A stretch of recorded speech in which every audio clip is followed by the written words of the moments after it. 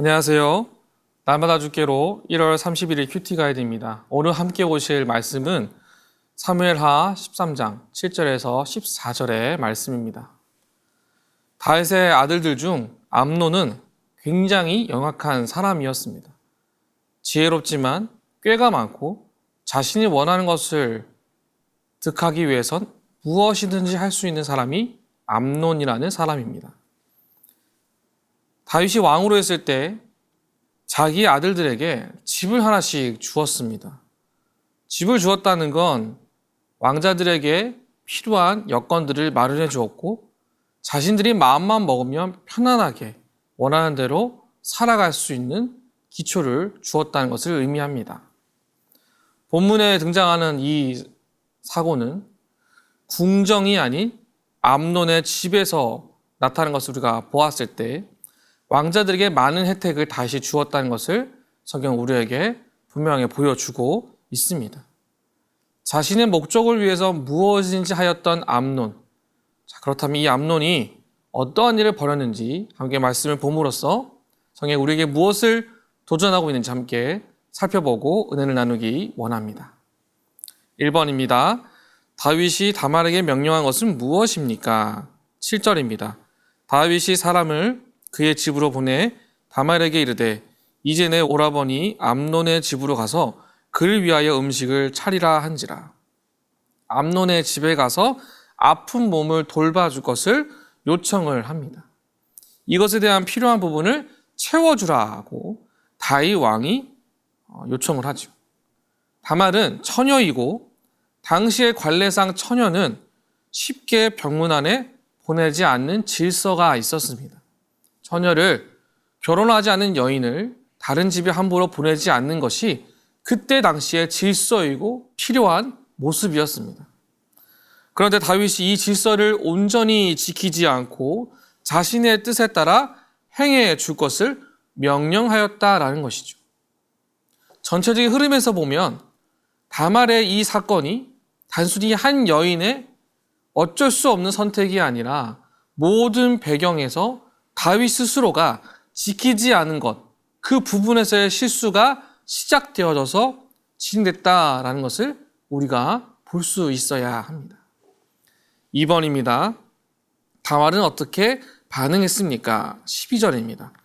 그가 그에게 대답하되 아니라 내 오라버니여 나를 욕되게 하지 말라. 이런 일은 이스라엘에서 마땅히 행하지 못할 것이니 이 어리석은 일을 행하지 말라. 다말이 암논을 설득합니다. 이 모든 과정과 일들이 건강하지 못한 방법임을 분명하고 정확하게 설명합니다. 그리고 제대로 된 방법과 질서를 찾아갈 것으로 설득을 합니다. 다말은 매우 강력하고 정확하게 무엇이 무너질 수 있는지에 대해서 지금 이 상황이 어떠한 결과를 불러일으킬지에 대해서 이야기를 합니다. 설명을 한 것이죠. 그래서 스스로를 반드시 지킬 것을 권면합니다. 우리 자신을 지킬 수 있는 것, 인간의 욕구나 욕망이 아니라 하나님이 내게 주신 말씀과 지혜로 인하여서 질서를 지키고 참된 것을 누릴 수 있다라는 것을 이 다말의 이 여인의 이 반응하는 모습을 통해서 우리는 발견할 수 있어야 한다는 것이죠. 3번입니다. 암논은 자신의 욕망을 채우기 위해 어떻게 행동했습니까? 14절입니다. 암논이 그 말을 듣지 아니하고 다말보다 힘이 셈으로 억지로 그와 동침하니라. 암논이 인간의 욕구를 이기지 못합니다. 들었음에도 스스로를 제어하지 못하였습니다. 여러분, 사람의 마음이 이처럼 약합니다. 분명 들었고 분명한 메시지를 보았고 이 사실을 깨달았음에도 불구하고 마치 듣지 못한 사람처럼 그 연약한 모습을 보여주고 그로 인해 죄된 모습을 행하는 우리의 연약한 모습이 있다라는 것이죠.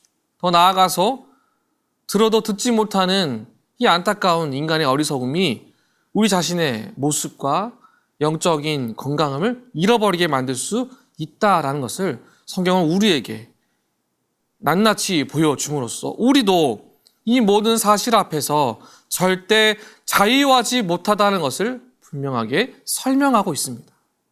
우리도 욕구에 따라서 살아가는, 말씀이 앞서지 못하고 나의 욕정이 먼저가 되는 모습이 우리 안에 있을 수 있으니 반드시 경계하고 스스로를 지킬 수 있어야 된다는 것을 본문이 우리에게 보여주고 있다는 것이죠.